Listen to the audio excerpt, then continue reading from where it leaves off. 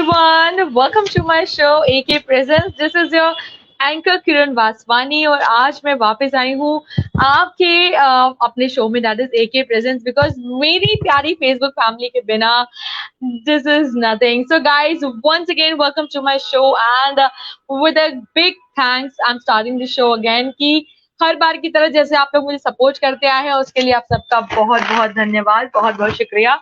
और अगर आप ये लाइव सेशन फेसबुक पर देख रहे हैं तो प्लीज अपने कमेंट्स इसमें जरूर भेजिएगा और उसके साथ ही इस लाइव शो को जरूर जरूर प्लीज इसको शेयर करिएगा. एंड अगर आप इसको यूट्यूब पे देख रहे हैं तो मेरे चैनल को प्लीज सब्सक्राइब करिए, लाइक करिए एंड कमेंट करिए. सो गाइज आज का जो ये सेशन है this is going to be a bit special and ये थोड़ा डिफरेंट है मेरे बाकी सेशन से. हम लोग हमेशा एंटरटेनमेंट की बात करते हैं, एंटरटेनिंग टॉपिक्स होते हैं, परफॉर्मर, सिंगर, कॉमेडियन आप सबसे मिल चुके हैं. मगर आज पहली बार I am really honoured to invite in my show one really dignified personality. And इन्होंने जितना स्ट्रगल किया है उसके साथ ही इनकी सक्सेस स्टोरी भी बहुत अमेजिंग है और आने वाले टाइम में ये सोसाइटी को सर्व करने वाले हैं. और इसके साथ ही मैं यहाँ पे इनवाइट करना चाहूंगी, आप सबको बता दूं कि इनका सिलेक्शन हुआ है प्रोविंशियल सिविल सर्विसेज जुडिशरी में 2018 एग्जाम में अभी तक. एंड उसके साथ ही यहाँ पर वो यहाँ पे प्रेजेंट होने वाले हैं जिनका नाम है mister Pradnyesh Nigam. And I am really honoured कि मेरे इस एंटरटेनमेंट शो में मैं एक डिफरेंट सा यहाँ पे टॉपिक लेके आई हूँ और उनको यहाँ पे इनवाइट करते हैं.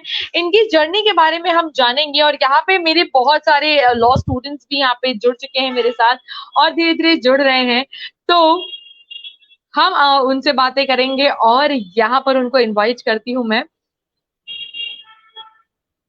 So, ladies and gentlemen, presenting in front of you, Mr. Pragesh Nigam.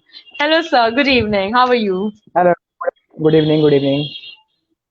I'm good. How are you, Kiran? Sir, I'm good, sir. सबसे पहले तो आपको बहुत बहुत मुबारकबाद, ढेर सारी आपको कॉन्ग्रेचुलेशंस कि आपने ये इतना डिफिकल्ट सा एग्जाम क्लियर कर लिया. So, बहुत बहुत आपको बधाई हो. Thank you so much. Thank you. तो प्रज्ञेश जी आइए बात करते हैं आपकी स्टार्टिंग के एजुकेशन से लेके, तो प्लीज अपना छोटा सा इंट्रोडक्शन दीजिए. हाय, जैसा कि किरण ने बताया, I am Pradnyesh Nigam and I did my schooling from Lucknow Montford inter college and I did my graduation in BBLLB from Amity Law School Lucknow and after that I went to Hidayatullah National Law University Raipur for my LLM and then I was working as a litigant in Tis Hazarian High Court of Delhi, and then I decided to prepare for my judiciary, and I quit my job, quit my litigation, and entered into a full-time preparation. And I joined Rahul IAS coaching in Delhi, and in 2018, and I qualified Jharkhand Civil Judge exam in 2020. And here I am with you all. Wow. So ये तो हम सबके लिए लगना चाहिए बहुत proud की बात है कि प्रज्ञेश सर लखनऊ के ही हैं और उन्होंने झारखंड का एग्जाम क्लियर किया. तो सोचिए हम लखनऊ वालों की पहचान कितनी दूर तक जाएगी. So this was amazing. तो आपने बताया कि आप प्रैक्टिस भी कर रहे थे LLB LLM करने के बाद आपने एमिटी लखनऊ से आपने LLB किया, LLM आपने किया HNLU से, if I am not wrong. Yes.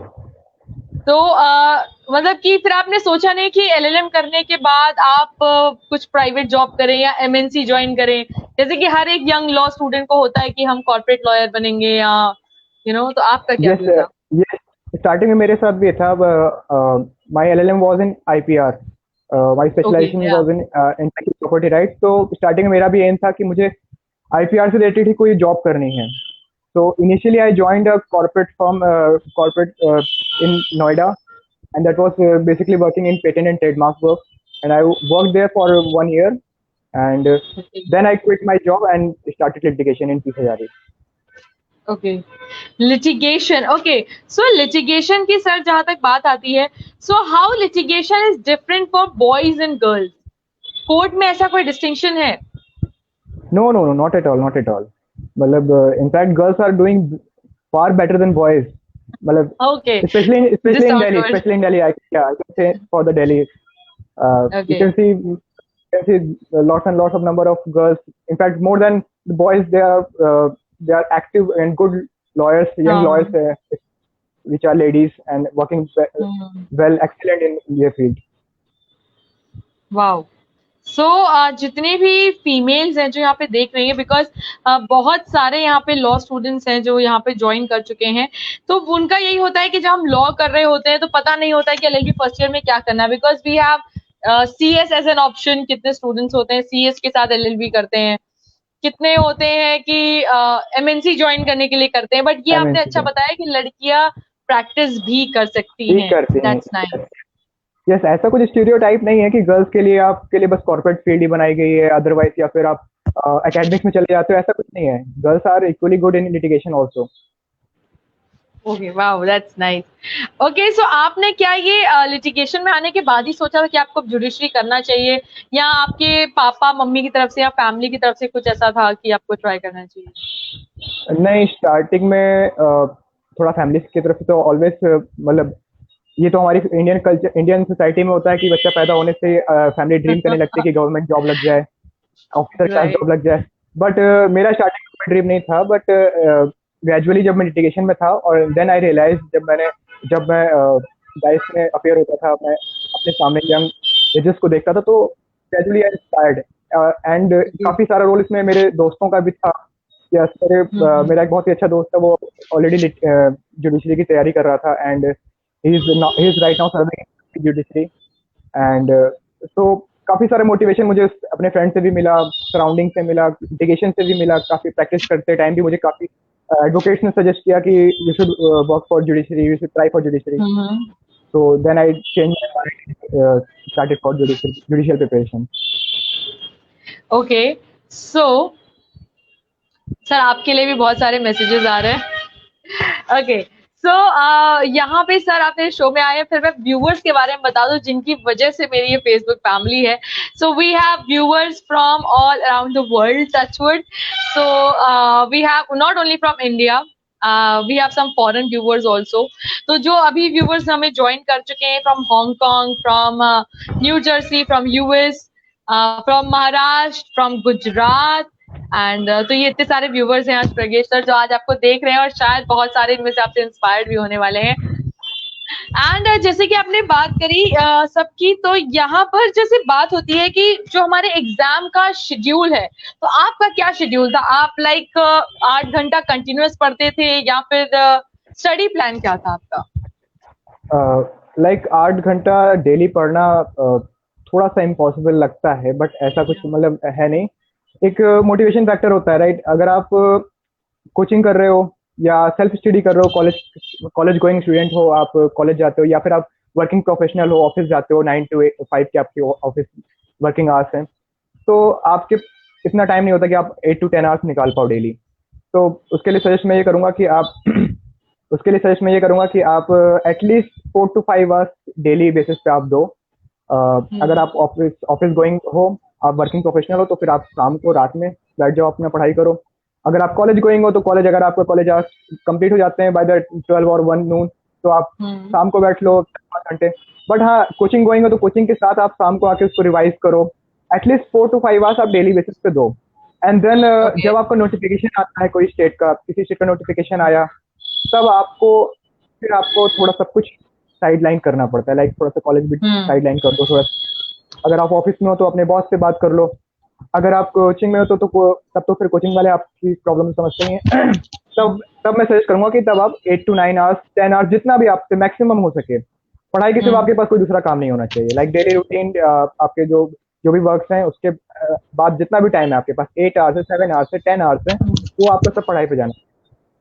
तो मेरा भी सेम यही शेड्यूल था. जब मैं कोचिंग में था तो मैं शाम को अपना डेली 4 to 5 आवर्स डेली अपना इन्वेस्ट करता था. एंड देन आफ्टर, जब मेरा नोटिफिकेशन था, जब मैं मेंस की प्रिपरेशन में था, तब तो मैं 12 आवर्स की पढ़ाई करता था मैं. वाह. तो मतलब यही काम था कि या तो पढ़ो या फिर सो, मतलब दो में से. At the time of my mains, not पूरे साल मैंने ऐसी पढ़ाई नहीं करी, ऑब्वियसली. ओके, सो आपको लगता है कि एक्स्ट्रा करिकुलर एक्टिविटीज का क्या रोल है प्रिपरेशन टाइम में? प्रिपरेशन टाइम पे तो एक्स्ट्रा करिकुलर्स का कोई स्पेशल रोल नहीं है, but if you are in college तो मैं तो ये सजेस्ट करूंगा कि इवन इफ यू आपका गोल है जुडिशियल सर्विसेज को अचीव करना और सिविल सर्विसेज को अचीव करना, but college life is all about everything. Like उसमें आपको एक्स्ट्रा करिकुलर्स भी आपके लिए इक्वली इंपॉर्टेंट होते हैं, मूड कोर्ट्स भी इक्वली इंपॉर्टेंट होते हैं, डिबेट्स भी इक्वली या इंपॉर्टेंट होती हैं। लाइक मैंने अपने कॉलेज में भी देखा है, कई सारे लोग स्टूडेंट्स होते हैं जो जिनका जुडिशियली एकमात्र लक्ष्य होता है, तो वो मूड कोर्ट्स में पार्टिसिपेट नहीं करेंगे, डिबेट्स में पार्टिसिपेट नहीं करेंगे। तो ऐसा नहीं, आई थिंक कि कॉलेज में आपको सब कुछ करना चाहिए, क्योंकि आपका ओवरऑल डेवलपमेंट होता है, इससे आपको एक्सपोजर मिलता है। आप इंटर्नशिप पे जाओ, इंटर्नशिप पे जाओगे, आप बाहर कई लोगों से मिलोगे। एनी हाउ, अभी नहीं तो बाद में कल को आपकी पर्सनैलिटी पे इसका इफेक्ट पता चलता है, वो आप ड्यूरिंग द जॉब भी आप उस चीज को एनालाइज करोगे, रियलाइज करोगे। ओके। जब आप सो कॉलेज में, जितने सिर्फ ये करें, जब स्टूडेंट्स आप हैं, कॉलेज में हो तो कॉलेज को फुल्ली एंजॉय करो। हाँ, हाँ कॉलेज में फुल्ली ऐसा एंजॉय नहीं करो। कि अभी एंड आप आफ्टर प्रिपरेशन कर रहे आप, हैं और हाँ आफ्टर, नहीं नहीं नहीं, आप मतलब कॉलेज के साथ अगर आप प्रिपरेशन कर रहे हो तो आप, मैंने वही बोला ना, 4 to 5 आवर्स घर आके आप पढ़ाई करो, बट कॉलेज लाइफ को हाँ सेक्रीफाइस मत करो। कॉलेज लाइफ को ओके वो कॉलेज लाइफ आपकी once in a life time होती है। Very true. ओके सो सबसे पहले तो जो शेड्यूल है, और ऐसे बच्चों की आदत होती है कि जब रोज स्लो प्रिपरेशन चलती है, तो आपके पास कोई सजेशन है? जैसे कि अपकमिंग एग्जाम है दिसंबर में बिहार का, एंड जनवरी में एमपी का एग्जाम आ रहा है, तो ये शॉर्ट टर्म प्रिपरेशन जो होती है, कुछ सब्जेक्ट ऐसे होते हैं जैसे कि code of criminal procedure and CPC जो एकदम से याद नहीं रहते हैं, तो ये शॉर्ट टर्म प्रिपरेशन के लिए आपके पास कुछ टिप्स हैं? फर्स्ट ऑफ ऑल मैं सिर्फ एक चीज कहूंगा कि there is no shortcut for success.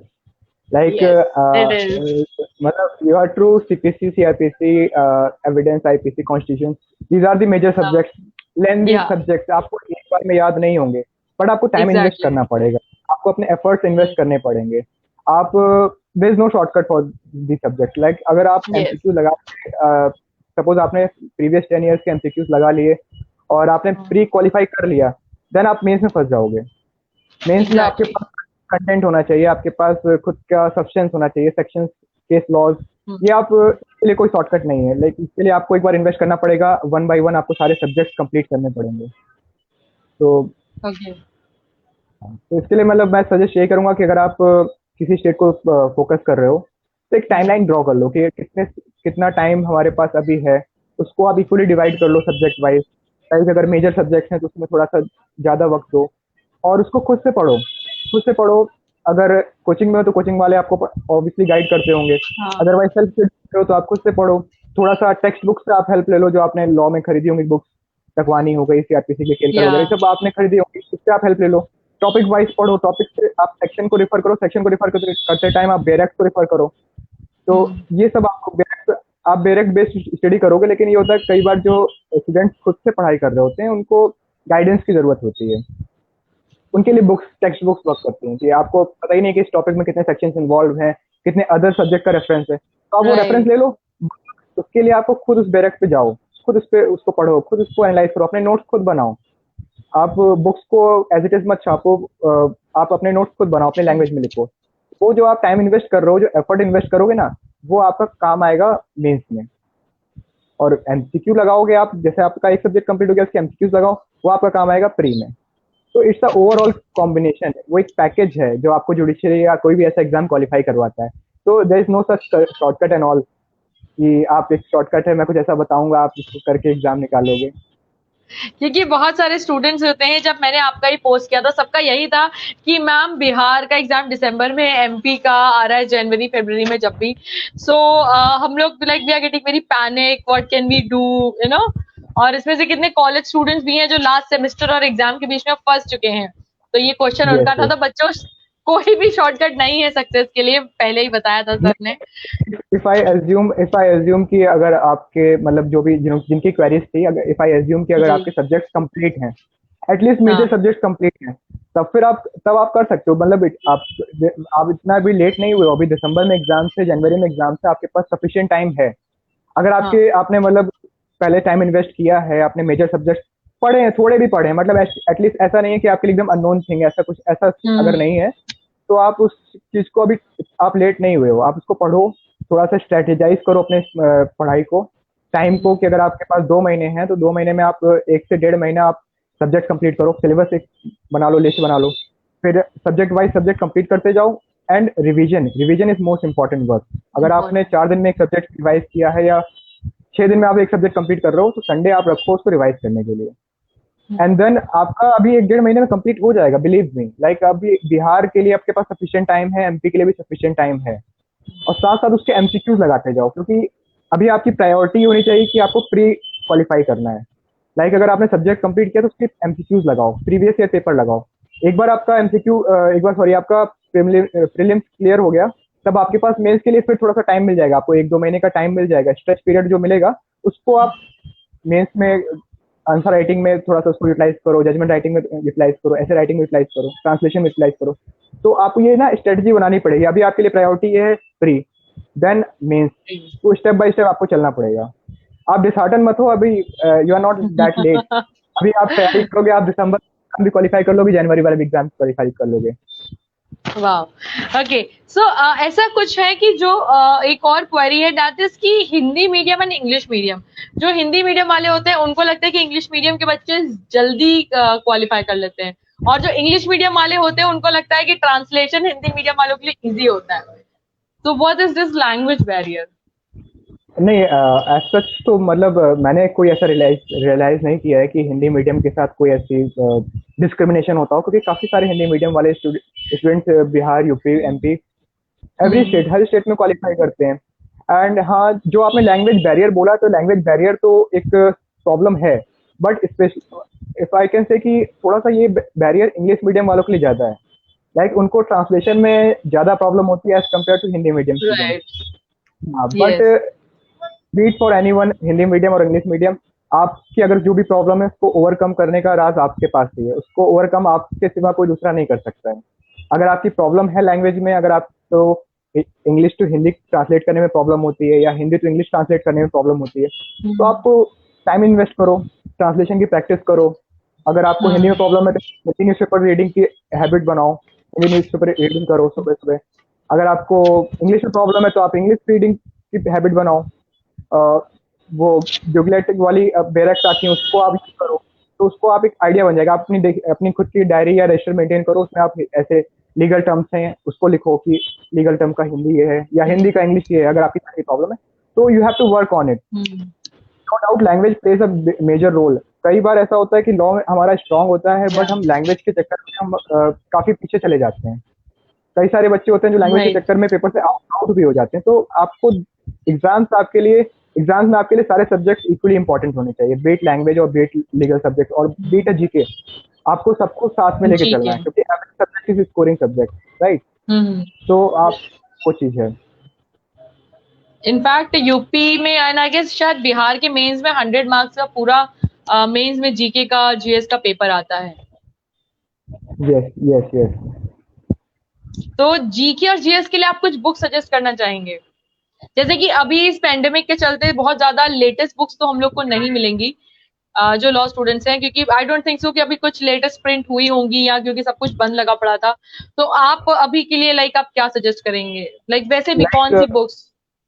Like GK में भी आपके दो पार्ट होते हैं, एक होता है स्टैटिक जीके, एक होता है करंट जीके। हम्म। तो हम्म। स्टैटिक जीके का वो आपका फिक्स है, वो चेंज नहीं होने वाला, that's not going to change. अभी जो आपने बोला कि लेटेस्ट बुक आपको नहीं मिलेंगी, तो स्टैटिक जीके जी। में आपको लेटेस्ट रिक्वायरमेंट भी नहीं है। लाइक जी। आपके पास अगर 1 साल पुराना एडिशन है, 2 साल पुराना एडिशन है, तो दैट इज सफिशियंट। बट रही बात करंट जीके की, तो करंट जीके के लिए आपको अपडेटेड रहना पड़ेगा कि आई कैन अंडरस्टैंड कि ड्यू टू पैंडेमिक बुक शायद अवेलेबल ना हो मार्केट में, मतलब हाँ। I don't know. बट आप बोल रहे हो तो शायद ना हो, बट उसके लिए यूट्यूब है, हमारा ऑनलाइन प्लेटफॉर्म है, सफिशिएंट है। Numbers of channels are there, like study IQ है, वाईफाई स्टडीज है, अन अकेडमी है, कितने सारे हाँ। चैनल्स हैं जो आपको करंट अफेयर्स के प्रिपरेशन कराते रहते हैं। तो आप उन चीज को रेफर कर सकते हो। और रही बात स्टैटिक जीके के लिए, आप बुक्स के लिए आप लाइक ल्यूसेंट की बुक ले सकते हो। एक पर सॉरी उसकी एक आती है घटना चक्र की एक बुक आती है सब्जेक्ट वाइज। वो ओके। आपको बिहार के लिए काफी बेनिफिशियल हो सकती है। उसमें आपकी हिस्ट्री की बुक्स अलग, ज्योग्राफी की अलग आती है, साइंस एंड टेक की अलग आती है। तो घटना चक्र की आप सब्जेक्ट वाइज आप अलग से ले सकते हो। और एक घटना चक्र की करंट अफेयर्स की बुक आती है वो अलग आती है, वो मंथली मैगजीन होती है। तो ओके। दोनों में आप कंफ्यूज मत होना। हाँ, अगर आपको करंट चाहिए तो घटना चक्र की मंथली मैगजीन लो। अगर आपको सब्जेक्ट वाइज हम्म। चाहिए डिटेल में तो फिर आप सब्जेक्ट वाइज लो घटना चक्र की। और अदरवाइज फ्री के लिए आई थिंक लूसेंट ले लो आप, लूसेंट सफिशिएंट है। अगर आपने पूरी लूसेंट लगा ली तो वो आपके लिए सफिशिएंट है। और बाकी आप न्यूज़पेपर ओके। रीडिंग करते हो तो अदरवाइज आप यूट्यूब के कोई भी चैनल को रिफर कर सकते हो। ओके। सो दिस ये तो हो गई हमारी जीके जीएस की बात। ओके, तो इसके साथ ही जो मैंने यहाँ पे क्वेश्चंस लिख के रखे हैं, so let me check.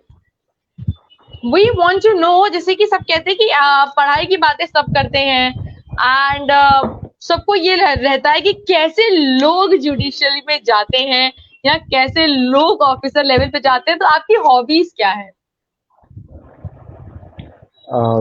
My hobbies like ऐसा कुछ स्टीरियोटाइप नहीं है कि जो पढ़ाकू या एकदम ही किताबी कीड़े नर्ड होते हैं वही जुडिशरी में जाते हैं। Like judicial officers are also normal person like you and me. मेरी भी नॉर्मल हॉबीज हैं जैसे नॉर्मल इंसान की होती हैं। Like I like watching movies and series and all. मैं अपने टाइम पास के लिए यही सीरीज या कोई भी मूवी अच्छी मूवी होगी मैं रेफर करता हूँ। लाइक एनी कोई भी okay, can latest you? Series होगी वो मैंने देख रखी है। ओके, और आप सारी सीरीज वगैरह आप सब देखते हैं? ऐसा कुछ नहीं है कि जो ऑफिसर लेवल नो पे होते हैं वो एंजॉय नहीं करते? No no, not at all. Okay. So with this, आपने अपनी हॉबीज के बारे में बताया, we talked about the language barriers also. अच्छा, कुछ कोई बच्चे अगर एट अ लाइक एक एज लिमिट होती है एग्जाम्स के लिए और तब भी वो एग्जाम क्लियर नहीं कर पाते हैं, तो what other options in law they have? There are an numbers of options. Like law एक ऐसी फील्ड है कि आपको प्राइवेट में भी बहुत स्कोप है, आपको गवर्नमेंट में भी बहुत स्कोप है। लाइक अगर आप जुडिशरी की प्रिपरेशन कर रहे हो, एक टाइम के बाद आपको रियलाइज हम्म। होता है कि you are not able to qualify the exams और ड्यू टू सम लक और any other factor like hmm. Family issues and all. तो आपके पास कई सारे ऑप्शंस हैं। Like in every government department there is a legal section, there is a requirement for legal hmm. Manager and legal officer. You can apply for them. Okay. उसके लिए individual okay. Individual post निकलती है कि अगर आप, हाँ, if you will follow the job portals in online और हम्म। Offline medium, पाएंगे कि कहीं पे लीगल ऑफिसर की पोस्ट निकली है, कहीं लीगल मैनेजर की निकली है। लाइक पीएसयूज होते हैं, हम्म। पीएसयूज में काफी सारी लीगल की पोस्ट निकलती है। तो these are wonderful job. Hmm. Like इनके वर्किंग कल्चर आर एक्सीलेंट। तो आप हम्म। इसको अपना एक ऑप्शन पे रख सकते हो। और देन सेकंड आपके पास है कॉर्पोरेट लाइफ। कॉर्पोरेट लाइफ में आप जा सकते हो। Like in every corporate company there is a section for legal. तो उनके पास अपनी लीगल हम्म। की प्रॉपर टीम होती है, उसमें आप जा सकते हो। कॉर्पोरेट में भी आपके पास एक बैंकिंग सेक्टर होता है। तो बैंकिंग सेक्टर में आपकी तो लॉयर्स की बहुत ज़्यादा डिमांड होती है। लाइक जितने भी बैंकिंग और non banking sector financial sectors हैं, उसमें आपको लीगल की बहुत ज़्यादा डिमांड होती है। आप वहाँ पे आप बहुत अच्छा फ्यूचर होता है। लाइक हाँ, आप वहाँ जा सकते हो। एंड देन आप खुद से अपनी लिटिगेशन कर सकते हो। You can join any senior advocate and after some time of practice you can start your own litigation, and you can join some law firm as well.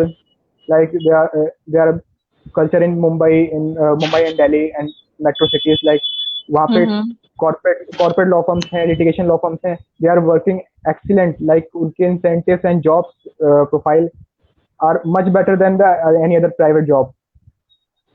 And okay. अगर आपको academics में interest है, then you can go for teaching profession as well. You can join any right. university, college. Yes, you can pursue PhD. You can do research in law. So there are n number of options. कोई ऐसा नहीं है कि अगर आप judiciary qualify नहीं कर पाए तो लाइफ खत्म हो गई। There are n number of options and these options are far more good and excellent. Okay. Wow. तो इतने सारे नंबरेबल ऑप्शंस हैं। और अगर किसी को प्रज्ञेश सर से कोई क्वेश्चंस पूछने, तो आप नीचे कमेंट बॉक्स में उनसे क्वेश्चंस पूछ सकते हैं। अदरवाइज आपको यूट्यूब पे कमेंट करना पड़ेगा उनको लास्ट टाइम में क्वेश्चन पूछने के लिए। So if we'll have any question we'll let you know for that. And आपने जीएस जीके की बात बताई एंड आप बहुत जल्दी ड्यूटी ज्वाइन करने वाले हैं, उसके लिए भी आपको ढेर सारी शुभकामनाएं। सो Thank you. Thank you for this lovely interview. अच्छा, आप जाने से पहले कुछ कहना चाहेंगे हमारे व्यूवर्स को और हमारे लॉ स्टूडेंट्स को? मैं यही कहूँगा कि अगर आपने जुडिशरी के लिए अपने आप को तैयार किया है, अपना एक एम बनाया है, डिसाइड किया कि आपको जुडिशरी में आना है, तो it's a very noble profession. अब बहुत ही अच्छा प्रोफेशन है। इसमें आपको सिर्फ इस प्रोफाइल में सिर्फ एक अच्छे एकेडमिशियन और अच्छे लीगल एक्सपर्ट की रिक्वायरमेंट नहीं है, इसके लिए एक अच्छे इंसान की भी आवश्यकता है। यू शुड बी अ वाह। Good person, you should be a positive person. आप एक पॉजिटिव इंसान होने चाहिए। आप हर चीज को लेकर आपका पॉजिटिव नजरिया होना चाहिए, B it society, B it legal और पॉलिटिकल और रिलीजियस व्यूज। आपकी व्यूज भी जो है वो कॉन्स्टिट्यूशन के ही सराउंडिंग, कॉन्स्टिट्यूशन के ही सराउंडिंग होने चाहिए। लाइक आप इस प्रोफेशन में हो कि आपके लिए ये सब चीजें सेकेंडरी हो जानी चाहिए, लाइक पॉलिटिक्स, रिलीजन, सोसाइटी। आपके लिए कॉन्स्टिट्यूशन प्राइमरी है। आपके जो व्यूज हैं वो कॉन्स्टिट्यूशन के ही हिसाब से ही होने चाहिए, हमारे फंडामेंटल राइट्स एंड ड्यूटीज के हिसाब से ही होने चाहिए। तो मैं यही बोलूंगा कि if you want to pursue judiciary, then you are most welcome, and be a good person, be a positive minded person, and start working hard. Like it's a profession that really required much hard work. Okay so एक last चीज रह गई जिसके बारे में मैंने बात नहीं करी। Suddenly I got one message on my WhatsApp, that is what about interview, some any tips about interview, how you should dress and what should be your way of talking and everything. Interview plays a major role in your selection. Interview में basically आपका legal knowledge check नहीं होता है। Like आप already okay. Pre qualify करके आए हो, mains qualify करके आए हो, right. Your knowledge, they have checked your knowledge sufficiently. उनको पता है कि आपने मेंस क्वालिफाई किया, तो आपको जितना भी सिलेबस है, 15 सब्जेक्ट, 10 सब्जेक्ट हैं, आपको आते हैं। तो वहाँ पे वो आपका लीगल नॉलेज चेक नहीं करते हैं, they check your personality, way of speaking, way of presentation, how are you able to handle the tackle, sorry, handle the pressure of court. Like आप कोर्ट में हो, दो पार्टीज आपके सामने हैं, आर्ग्यू कर रही हैं, आपस में लड़ रहे हैं, तो आप उनको हैंडल कर सकते हो। आप वो pressure, are you the right person for this job, for this task, तो वो आपका जज किया जाता है। आपको सपोज आपसे कोई क्वेश्चन पूछा, and if you are not able to answer the particular question, तो don't worry, they are not going to जज ऑन दैट बेसिस कि आपको क्वेश्चन नहीं आता है। वो इस बेसिस पे आपको जज करेंगे कि how you are handling that situation. आपको क्वेश्चन नहीं आता, आप कैसे हैंडल करते हो, आप कितने पोलाइटली सर को बोलते हो कि sir I apologize, I beg your pardon. ये सब चीजें, कई बार होता है कि आपने आंसर राइट दिया है, जजेस आपको थोड़ा सा क्वेश्चन में ट्विस्ट कर देंगे, या आपको ऑनरेबल जजेस होंगे, वो आपको एक बार में श्योर नहीं होंगे, आपसे बोलेंगे are you sure. So don't be panic, don't be, हाँ, आप डर मत जाओ कि सर ने बोला आर यू श्योर तो मैं गलत ही हूँ। अगर आप, if you are right, you are confident, then show your confidence. They are checking that confidence only. वो आपका आंसर चेक नहीं कर रहे हैं, वो आपका कॉन्फिडेंस चेक कर रहे हैं। यस, तो आपकी पर्सनैलिटी, इंटरव्यू में आपकी पर्सनैलिटी स्पीक करती है। आपकी नॉलेज स्पीक, मतलब नॉलेज का रोल नहीं होता है, आपकी पर्सनैलिटी का रोल होता है। एंड ऑब्वियसली जैसे आपने अटायर की बात करी, तो it's an interview of a judicial post, so you have to dress very professionally, like बहुत ही कैजुअल में जाओ, सॉरी फॉर्मल अटायर में जाओ, आप कोट पहन के, आप फॉर्मल शर्ट पहन के, टाई पहन के, एंड पोलाइटली वहाँ पे हम्बली एड्रेस करो डाइस को, ऑनरेबल जजेस को। हर बात पे आप हम्बल रहो, पोलाइट रहो, थैंक यू बोलो, नहीं आता है सॉरी सर बोलो। अगर आपको कुछ नहीं आता तो सर से आप सजेशन भी ले सकते हो। इनफैक्ट आप ये मत सोचो, they will be more happy to help you out. तो ये चीजें हैं, आपके personality plays a major role in it. Okay, so this was it. Thank you, sir. It was lovely having you here. Guys, वैसे मेरा show 1 घंटे का होता है, मुझे मालूम है, बट क्योंकि सर आज इतना इम्पोर्टेंट टाइम निकाल के यहाँ पे आए हैं, and he has to go back and prepare to get back on his duty from next week onwards. तो आपको ढेर सारी शुभकामनाएं and all the best to you sir कि आप ज्वाइन करने वाले हैं, एंड आई होप कि you give the best to the society. So thank you so much for being here. Thank you so much, Kiran. Thank you, sir. Bye. Take care and all the best. Thank you for being Bye-bye. here. Thank you. So guys, this was it for today. आज का episode थोड़ा short and थोड़ा crispy. ये थे mister Pradnyesh Nigam, who has been selected as civil judge 2018 exam for Jharkhand. And क्योंकि उनको और भी जगह इंटरव्यूज देने जाना है, उनकी मीटिंग्स की, तो I have to cut short this episode. तो next time I will be coming back with something more and the entertainment package. Week में 1 episode of entertainment and 1 episode with some formal interview. This is Anchor Kiran Kiran presenting over here. Thank you for your lovely comments and keep watching. And if you're watching it on YouTube, do subscribe to my channel. And guys, जरूर इस video को share करिएगा क्योंकि जितने भी students अभी preparation कर रहे हैं वो जरूर इसको देखें. So thank you so much for being the lovely audience. Thank you so much for being with me. Stay home, stay safe, take care. This is Anchor Kiran signing off. Goodbye.